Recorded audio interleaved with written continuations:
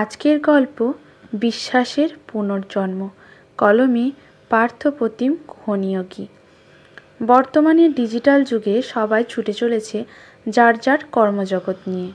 এখনকার জীবনে গতিই জীবন, আর এই গতিময় জীবনে ভালোবাসার ওয়েসিস হলো রবিবারের ছুটিটা।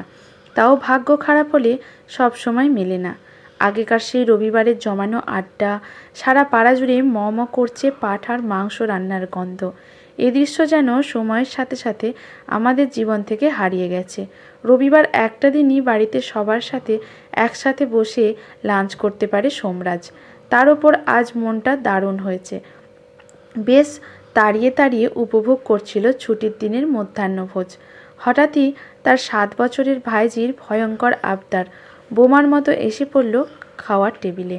কাকাই, তুমি আমার নাচের আন্টিকেই বিয়ে করে নাও না। জোর বিষম খেতে খেতে সামনে নিল সোমরাজ। এমনি বলে কি? দাদা, বাবা, এমনকি মাও স্থির হয়ে গেল একটুখানি সময়। বৌদি খাইয়ে দিচ্ছিল মণিকে। ধমকের সুরে বলল, তুমি চুপ করো মণি, এসব কথা ছোটদের বলতে নেই। কেন বলতে নেই? তোমরাই তো বলেছ কাকাইয়ের বিয়ে হবে। কাউকেই কাকাইয়ের পছন্দ না, কি হবে? তাই আমি ভাবলাম আমার নাচের আন্টি কত সুইট, আন্টির সাথেই কাকাইয়ের বিয়ে দিয়ে দাও। দাদা গম্ভীর মুখে বলল, তাড়াতাড়ি খেয়ে নাও মণি, পাকা পাকা কথা বলো না। বাবা একটু হেসে বলল, না, এটা মানতেই হবে, দিদিভাইয়ের চয়েস আছে। তবে কি না বয়সে অনেক ছোট আর একবারে দুস্থ, না হলে ভাবা যেত। কি বলো বৌমা? এইবারে গ্র্যাজুয়েশন ফাইনাল ইয়ার দিল বাবা। অনেক কষ্ট করে পড়াশোনা করে, মাস্টার ডিগ্রির ইচ্ছে তো আছে, জানি না পারবে কি না। বাবা কি করে? একটা ছোট্ট লন্ড্রির দোকান। এহে, না না, একেবারে অভাবী পরিবার। আমার ছেলে তো আর প্রেমের বিয়ে করছে না। সম্বন্ধ দেখে কে আর এরকম ঘরের মেয়ে বাড়িতে আনে? না না, এ চলবে না একদমই। কোনো রকমে বাকি খাবারটা গলৎকরণ করে উঠে পড়ল সোমরাজ। বিয়ে নিয়ে কোনো রকমই আলোচনাতেই থাকতে আজকাল ওর মন চায় না। আজ যদি সব কিছু ঠিক চলতো আর তার জীবনের ওই চরম অভিজ্ঞতা যদি না ঘটতো, তবে তো কবেই... ওহ, কেন যে মনে পড়ে গেল সেসব কথা। কেন যে আজও তাড়া করে বেড়ায় তাকে। কবে এই যন্ত্রণা থেকে মুক্তি? তাই তো এতদিন বিয়ে করবে না বলে দৃঢ় প্রতিজ্ঞ ছিল সে। কিন্তু মা, এই একটা জায়গায় বড় দুর্বল সোমরাজ। মায়ের জোড়াজেড়িতেই 32-এ পা দিয়ে বিয়ে করতে রাজি হওয়া। তবে সে ভালো করেই জানে এ জীবনে তার অন্তত কাউকেই পছন্দ হবে না। কিন্তু মণি আজ খাওয়ার টেবিলে এটা কি বলল? যা তা ব্যাপার একেবারে। একটা বাচ্চা মেয়ে, তার সাথে কিনা মেয়েটি রবিবার করে বাড়িতে আসে বলে প্রায় রবিবারই দেখা হয়। দেখা মানে ওই আর কি। ভালো করে কোনো দিন তাকিয়ে দেখেনি সোমরাজ। অবশ্য সোমরাজ কাউকেই দেখে না। আর এ মেয়ে তো ছুটতে ছুটতে আসে, আবার ছুটতে ছুটতে যায়, এসেই বাধা বলি। একটু দেরি হয়ে গেল বৌদি। রোজ একই কথা মনে করে আপন মনেই হেসে ফেলল সোমরাজ। বিকেলে নিজের ঘরে বসে ল্যাপটপে কাজ করছিল সোমরাজ। দুপুর থেকে টিপ টিপ করে বৃষ্টি পড়ছে অবিশ্রান্ত। Calling bell বাজল। একবার, দুবার, তিনবারের বার বাধ্য হয়েই উঠতে হলো। বেশ বিরক্তি সহকারে দরজা খুলতেই অপ্রস্তুত সোমরাজ। দরজায় আধা ভেজা অবস্থায় দাঁড়িয়ে ছুটন্ত ম্যাডাম, ঠিক যেন lady Milkha Singh. Deep navy blue রঙের চুড়িদার, খোলা চুল, সামনের চুলগুলো লেপ্টে রয়েছে ভেজা গালে, কপালে ছোট্ট টিপ, হালকা লিপস্টিক। প্রায় 9 বছর পর কোনো মেয়ের দিকে ভালো করে তাকালো সে। সোমরাজকে দেখেও বোধহয় অভ্যাসবশতই বলল, একটু দেরি হয়ে গেল। ওর কথা শুনে আচমকা হেসে ফেলল সোমরাজ। তারপর বলল, ভিতরে আসুন। মেয়েটি ভিতরে ঢুকতেই বৌদির গলা পাওয়া গেল। সরি মাধবী, আমার মা আর মেয়েতে একটু ঘুমিয়ে পড়েছিলাম। আমি ভাবছিলাম বৃষ্টি পড়ছে বলে তুমি আসবে না। না না বৌদি, এই তো পরীক্ষার সময় ছুটি নিলাম, আর ছুটি করা যাবে নাকি? ওদের এসব কথার মধ্যেই সোমরাজ নিজের ঘরে ফিরে এলো। ছুটন্ত ম্যাডামের নাম তবে মাধবী। মুখটা কিন্তু সত্যিই ভারী মিষ্টি। দুপুরে বৌদি বলেছিল কষ্ট করে পড়াশোনা করে। একটু মায়া হলো সোমরাজের। আদা দিয়ে চা খাবে ভাই? বৌদির ডাকে ল্যাপটপ থেকে চোখ সরালো সোমরাজ। দাও, বাড়িতে আর কেউ নেই নাকি? না, তোমার বাবা, মা আর দাদা। গেছে বৃথা চেষ্টা করতে। মানে? তোমার জন্য মেয়ে দেখতে। ও, আমি তো জানি ভাই এসব বৃথা চেষ্টা। তুমি বিয়েটা কাটানোর জন্য নতুন উপায় খুঁজছো। সবাই মেয়ে দেখবে আর তুমি নাকচ করবে। দারুণ কৌশল। ধুর, তুমিও পারো। ভুল কিছু বলেছি? কিন্তু কেন বলো তো ভাই? কেন একটা বিষয় থেকে বেরোতে পারছো না? প্লিজ বৌদি। না, আমি চুপ করব না। আগেও বলেছি, আজও বলবো, সব মেয়ে একরকম হয় না। এই পৃথিবীতে সোনুর মতো মেয়েরাও যেমন আছে, মাধবীর মতো মেয়েরাও তেমন আছে। বুঝলে? বুকটা ধড়াস করে ওঠে সোমরাজের। হঠাৎ বৌদি মাধবীর কথা বলল কেন? বাইরে বৃষ্টির গতিবেগের সাথে ভেতরের ছটপটানি ক্রমশ বাড়ছে। এই এক যন্ত্রণা। কেন যে বৌদি সোনুর কথা তুলল? ভাই, আমার একটা কাজ করে দেবে? আবার বৌদির ডাকে ঘোর কাটল সোমরাজের। এই বৃষ্টিতে মাধবী বাস অটো কিচ্ছু পাবে না। তোমার দাদা তো বাড়ি নেই, তুমি ওকে একটু বাড়ি পৌঁছে দেবে ভাই, প্লিজ। গাড়ি স্টার্ট করতেই মাধবী বলল, আপনাকে কী বিপদেই না ফেললাম বলুন তো? আরে না না, আমি তো ঘরেই বসে বোর হচ্ছিলাম। আমি বৌদিকে অনেকবার বারণ করেছিলাম, কিন্তু উনি কিছুতেই শুনলেন না। বাসের জন্য কতক্ষণ ওয়েট করতেন এই বৃষ্টিতে? আরে না না, আমি তো হেঁটেই চলে যেতাম। কি? হেঁটে? ভবানীপুর থেকে কসবা? হ্যাঁ, আমার অভ্যেস আছে। কি কি বলছেন? সব সময় তো বাস ভাড়া থাকে না। ওহো, তাহলেও এই বৃষ্টিতে অসুবিধে হতো। বর্ষাকালে তো বৃষ্টি হবেই। সব সময় কে পৌঁছে দেবে আমায়? দেখুন, বাড়িতে আমি বা দাদা থাকলে বৌদি কিন্তু আপনাকে এরকম বৃষ্টিতে একা ছাড়বে না। বৌদি খুব ভালো মনের মানুষ, কিন্তু আমার সব টিউশন বাড়ি তো একরকম নয়। সবার বাড়িতে গাড়িও নেই, হাঁটার অভ্যেস রাখতে হয়। অনেক টিউশন করেন? রোজ 2-3টে তো আছেই। বাবা, এর পরেও নিজের পড়াশোনা, কলেজ ম্যানেজ করেন?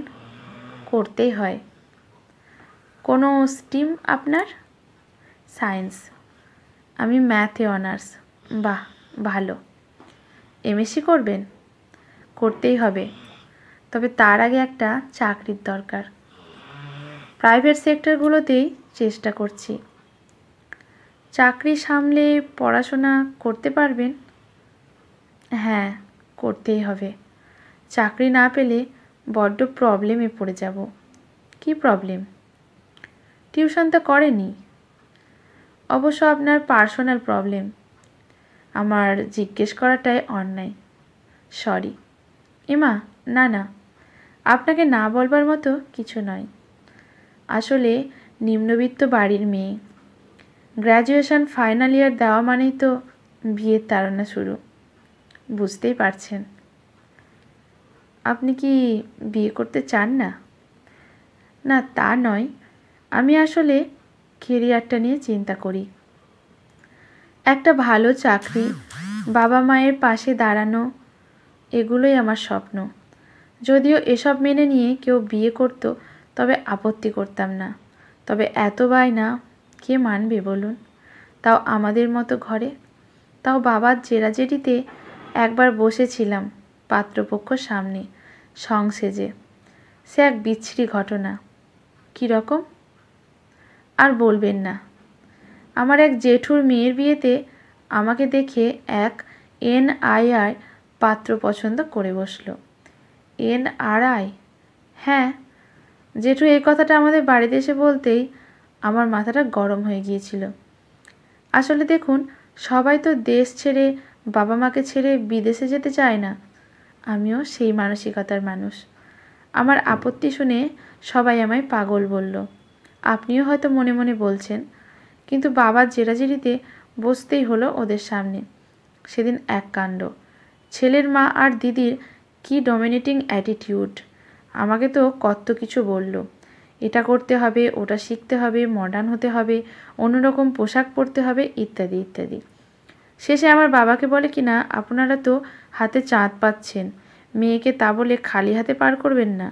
ভাবুন একবার কি অসভ্য! আমি আর সহ্য করতে পারিনি। বললাম, দেখুন, আমি যাইনি আপনাদের ছেলেকে পছন্দ করে তাকে দেখতে, আপনারা এসেছেন, তাই আমি যেমন সেরকমইভাবেই আমাকে অ্যাকসেপ্ট করার কথা। আর একটা কথা হলো, আপনাদের ছেলেকে আমি বিয়ে করতে চাই না, আমার NRI পোষাবে না। এ কি, গাড়ি থামালেন যে? কোনো সমস্যা হলো নাকি? আপনার কি শরীর খারাপ লাগছে? কি হয়েছে আপনার? আজ যদি তোমায় না দেখতাম, তোমার কথা না শুনতাম, তাহলে জানতেই পারতাম না পৃথিবীতে তোমার মতো মানুষও আছে। আজ তোমার কথাগুলো 9 বছর আগের এক সন্ধ্যায় আমাকে দাঁড় করিয়ে দিয়েছে। যেখান থেকে পালিয়ে বেড়াই আমি, ঠিক সেইখানে। আমি ঠিক বুঝলাম না। তবে যদি আপনার মনে হয় আমায় সব বলতে পারেন। হ্যাঁ, পারি। তোমায় বলতে পারি। তোমারও জানা দরকার কেরিয়ার কিভাবে তৈরি করতে হয়। মানে? আমি আর গৌতম ছোটবেলার বন্ধু। দুজনেই পড়াশোনায় ভালো, তবে রেজাল্ট বরাবর আমারই বেশি ভালো হতো। আমরা দুজনেই খড়গপুর IITতে সফটওয়্যার ইঞ্জিনিয়ারিংয়ে ভর্তি হই। ওইখানেই আলাপ সোনুর সাথে। প্রথম দিন থেকেই ওকে আমার, একদিনও নিজে এসেই আমায় প্রপোজ করেছিল। শুরু হলো একটা নতুন সম্পর্ক। ক্যাম্পাসিংয়ে আমি ভালো চাকরি পেয়েছি, ইঞ্জিনিয়ারিং কমপ্লিট হতে USA যাওয়ার সুযোগ এলো। কিন্তু ওই সবাই নিজের দেশ ছেড়ে, ফ্যামিলি ছেড়ে, মাকে ছেড়ে বিদেশে যেতে চায় না, আমিও তাদেরই দলে। সোনু এটা মানতে পারল না। ওর তো তেমন কোনো সুযোগ ছিল না। ও আমার সাথেই দেশের বাইরে গিয়ে সেটেল করার স্বপ্ন দেখছিল। তাই আমার উপর খুব রেগে গেল। আমি অনেক বোঝালাম, কিচ্ছু হলো না। একদিন সন্ধেবেলা ওদের বাড়িতে ডাকলো। ভাবলাম রাগ কমেছে। ওর পছন্দের পেস্ট্রি নিয়ে ওদের বাড়ি গেলাম। দেখলাম গৌতমও এসেছে। ভাবলাম ভালোই হলো, ও তো আমার ছোটবেলার বন্ধু, চেনে আমায়। সোনুকে বোঝাতে সুবিধে হবে। কিন্তু সব কেমন অন্যরকম লাগছিল। আমারই বন্ধু, আমারই গার্লফ্রেন্ড, কেউ আমার সাথে কথা বলছে না। একসময় গৌতম বলল ও USA যাচ্ছে।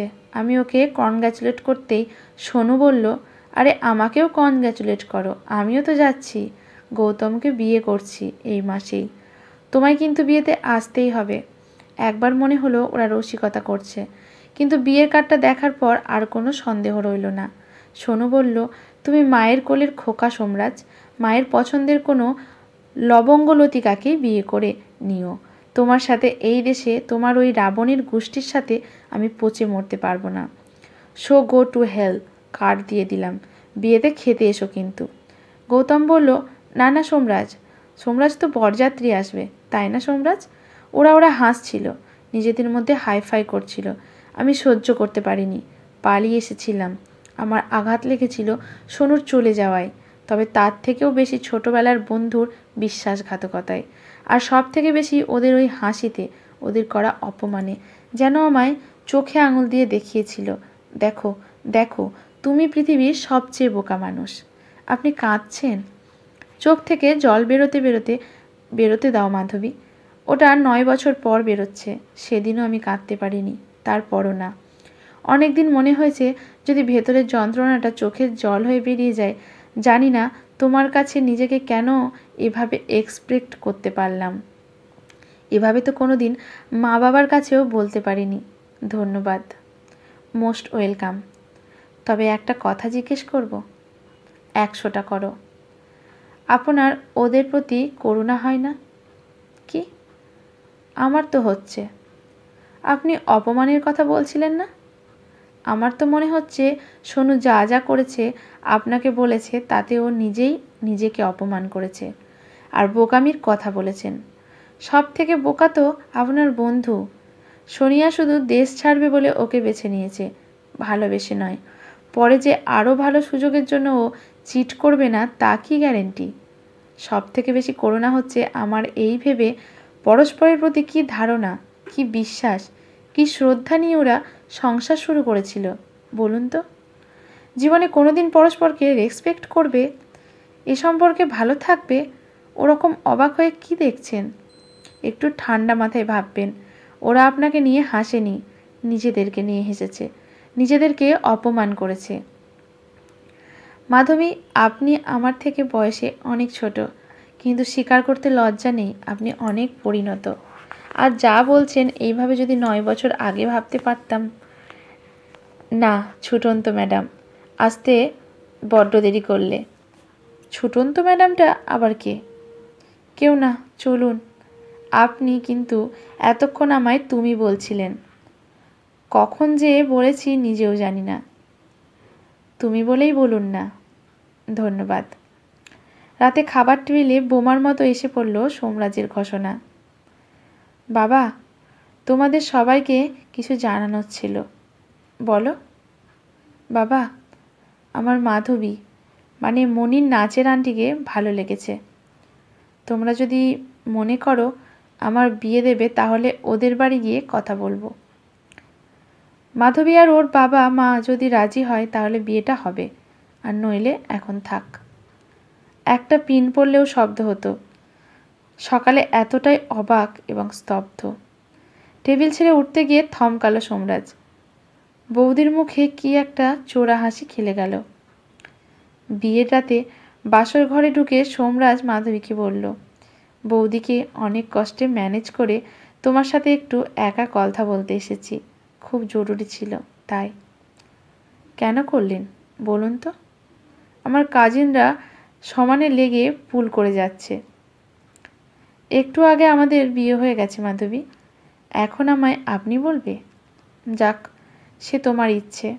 আমি শুধু এটাই জানতে চাই যে তুমি মন থেকে বিয়েটা করেছো তো? ইস, এক মাথা সিঁদুর দিয়ে এখন উনি মন যাইতে এলেন। জানি, আগেই জিজ্ঞেস করা উচিত ছিল। আসলে দুই বাড়ি থেকে এত তাড়াহুড়ো করলো যে, তবু তো বৌদিকে জিজ্ঞেস করতে বলেছিলাম আলাদা করে। আমি বৌদিকে জানিয়েছিলাম আমার কথা। তোমার কেরিয়ার? ওটা না বললেও চলতো। তোমার কেরিয়ার, তোমার স্বপ্ন, সব কিছুতে আমার কমপ্লিট সাপোর্ট পাবে। তবে আর কি? আর কিছু নেই? একটা প্রশ্ন আছে। কি? ছুটন্ত ম্যাডামটা কে যে আসতে দেরি করলো? সে থাকতে আমায় বিয়ে করলেন কেন? ওহো, এই ছুটন্ত ম্যাডাম হলো সে যে আসবে বলে আমার যন্ত্রণাগুলো অপেক্ষা করছিল। সে কে বলুন আমায়? ভালো হচ্ছে না কিন্তু, খুব খারাপ লাগছে আমার। যে ছুটতে ছুটতে প্রতি রবিবার আসতো আমাদের বাড়িতে, সে মনিকে নাচ শেখাতো। সত্যি? তোমাকে মিথ্যে বলবো কেন? আমার কিন্তু খুব রাগ হচ্ছিল তোমার ওপর। এই ছাড়ো, কে দেখে ফেলবে। বয়ে গেছে, তুমি আমার বিয়ে করা বউ। ঘটক বিদায়টা দাও ভাই। হঠাৎ করে ঢুকতে গিয়ে বৌদি বেশ অপ্রস্তুত। ওরে বাবা, এ তো দেখছি জমে ক্ষীর। আর একটু তর সইল না তোমার ভাই? এই তবে তোমার জরুরি কথা। মাধবী আর সোমরাজ লজ্জায় রাঙা মুখ নিচু করে পায়ের দিকে তাকিয়ে রইল। আজকের গল্পটি এখানেই সমাপ্ত। ভালো লাগলে লাইক, শেয়ার, কমেন্ট করে পাশে থাকবেন এই রকম নতুন নতুন গল্প পাওয়ার জন্য। ধন্যবাদ।